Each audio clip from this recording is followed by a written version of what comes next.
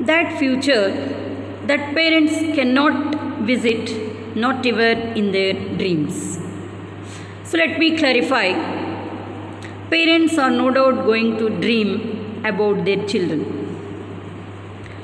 about what they are going to be in their lives, but the real future maker is God.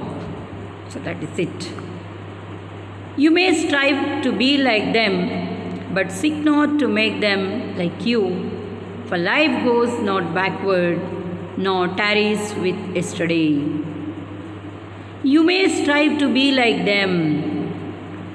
You have to be or act according to the ideas of your children, but not make them to be like you.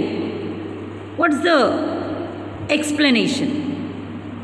It means, as I have already given you the explanation, that after a certain time, children are no more going to be children. They are going to turn into adult, and they are going to shoulder their responsibilities.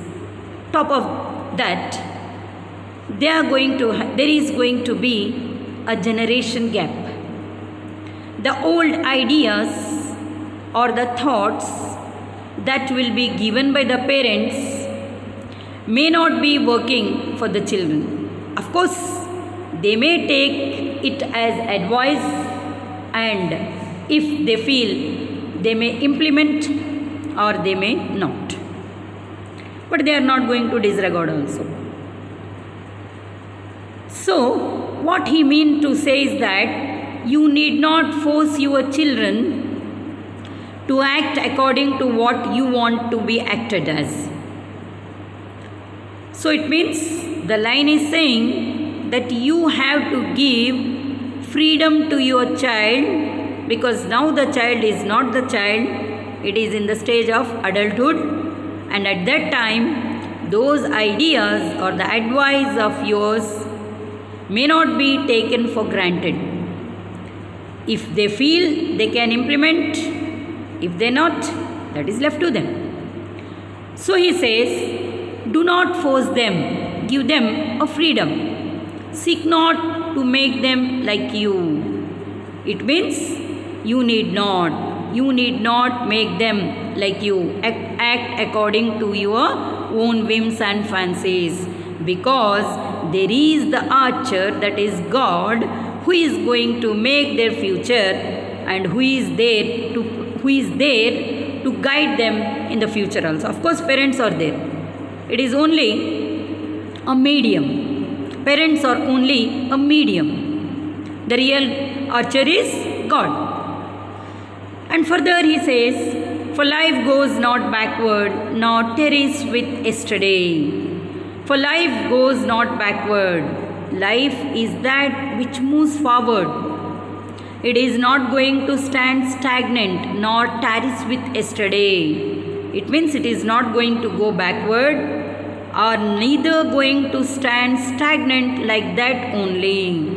Children are going to be in the same stage as children, and parents will be in the same stage as parents. That is not the thing. That is not the law of the land or the universe.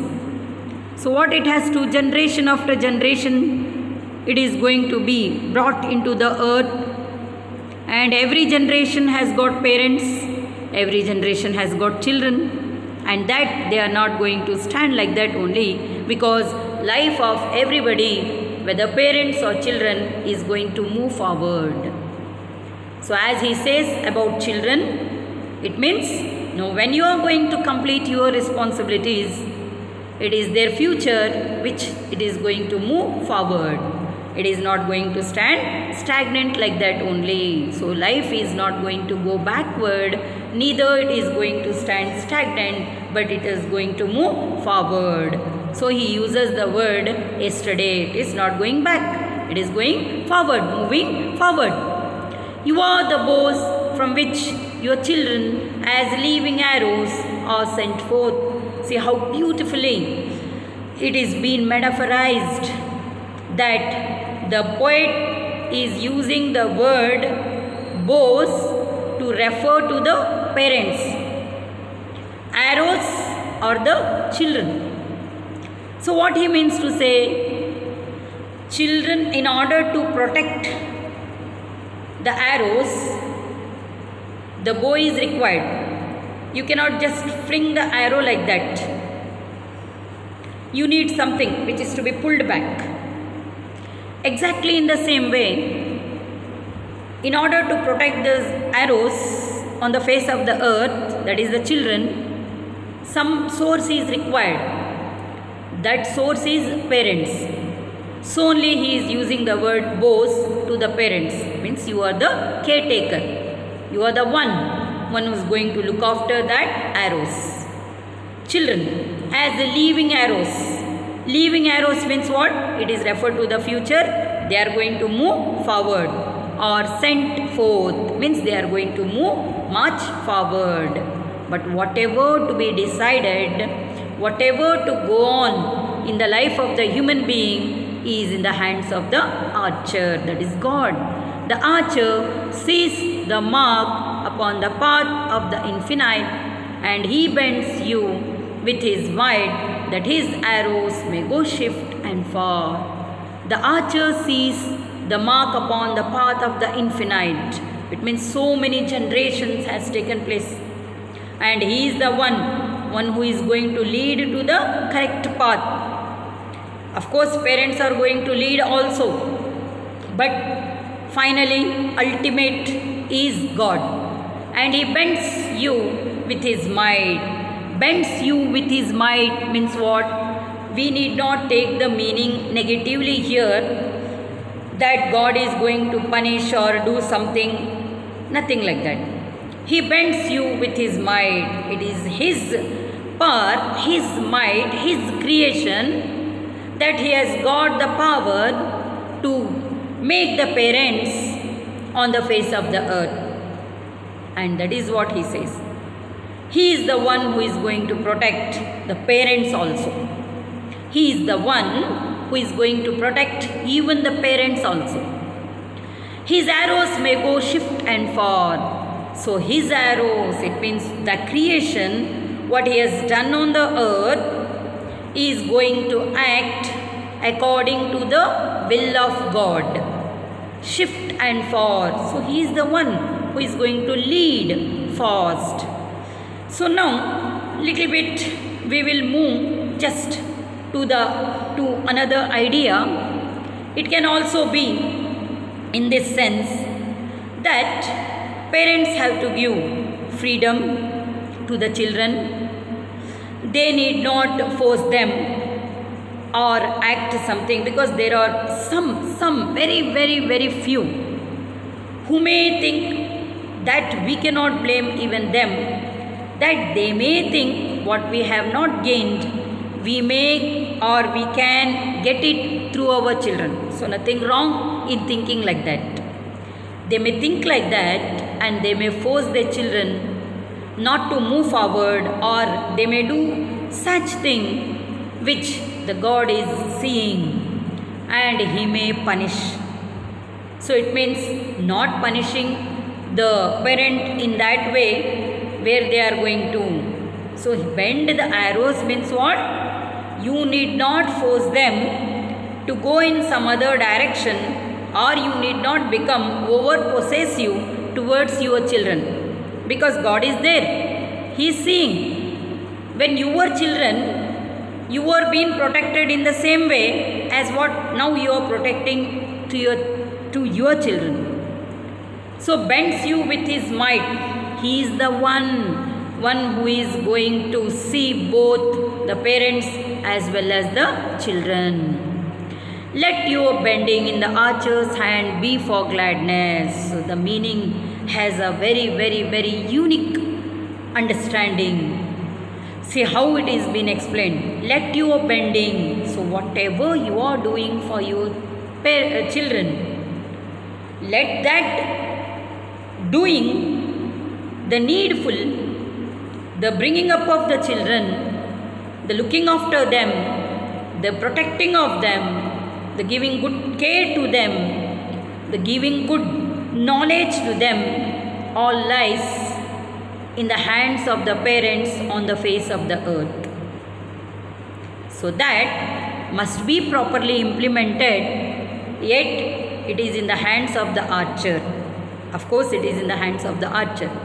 But the line explains, whatever you are doing, do for the sake of God, do for the sake of good, so that the archer is going to be glad. He feels glad by making parents.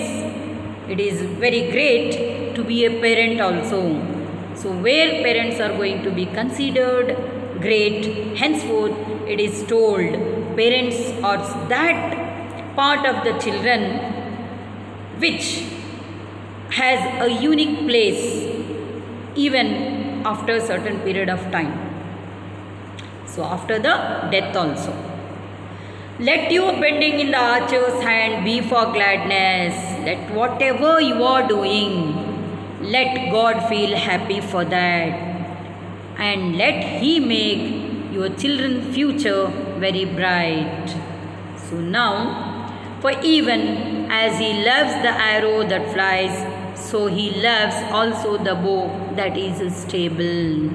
So for the entire meaning, the last concluding line says that God is there to protect both the bow, which is going to be stable after a certain period of time.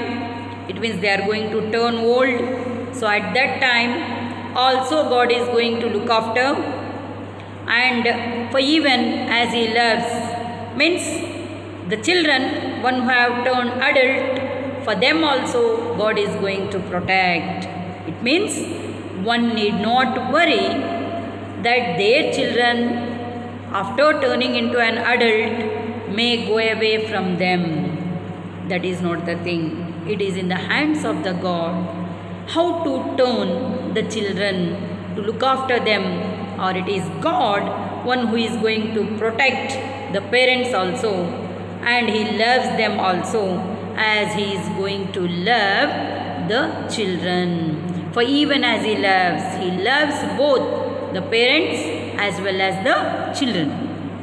So now, dear students, this is all about parenting about the children, which is in a very clear-cut manner been explained. So now, when we are going to have a glance on some of the questions,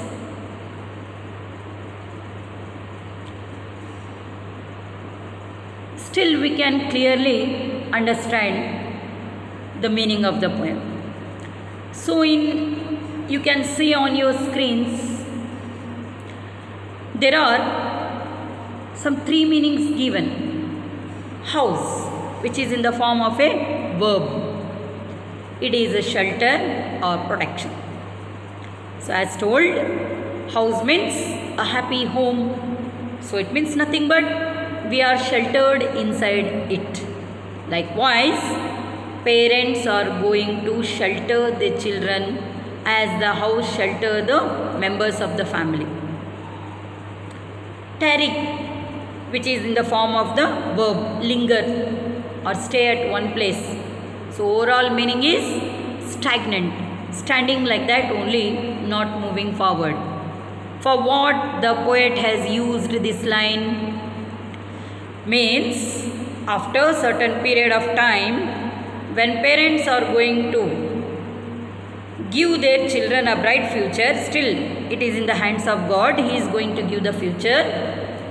But here what he means to explain, you cannot be over possessive to your children, because life is not going to be standing like that only, stagnant form. It is going to move forward. So only the meaning is used. Archer, one who uses bow and arrow. So the poetic sense is God. God is the real archer. So the poem is being explained in a very beautiful manner, which is being given, or which has made us to understand in a clear-cut manner. Dear students, now let us have a look on one or two questions. There are questions. Let us have today, for today's class, let us have two questions for us. See, in comprehension 1, the first one. And a woman who held a babe against her bosom said, "Speak to us of children." And he said, here he refers to, it is given the options: A, her child; B, the prophet; C, the poet. So in understanding about parenting it is, so who has said, suddenly students are going to consider poet because the poet is speaking. But in the note on author, it is clearly told the extract is being taken from his great work, that is the prophet. So the prophet is speaking. So the absolute answer is the prophet. Your children are not your children means, the first option, they do not belong to their parents only. The children should have their own space. Parents should not be possessive of their children. So when we are going to see the first one, they do not belong to their parents only. So nothing negative is spoken in the poem. So only the first option is not considered as answer. They do not belong to their parents only, nothing like that. Because as I told you, they have got their own future. Let us step into the second one. The children should have their own space. So partly it may be considered, because when we are going to highlight the lines that they have their own future, because it is going to dwell in the house of tomorrow, that line is there. So somewhere a bit, pretty bit can be told as right. Pretty bit I told. Means the children should have their own space. It means children should have freedom. But that exactly cannot be the answer.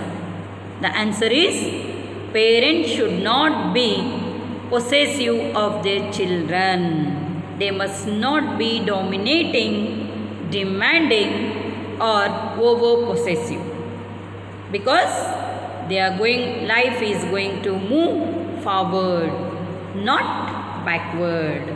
So hope you have understood the poem. Let us have a brief discussion with the questions, with the remaining questions in the next class. Till then, goodbye, take care.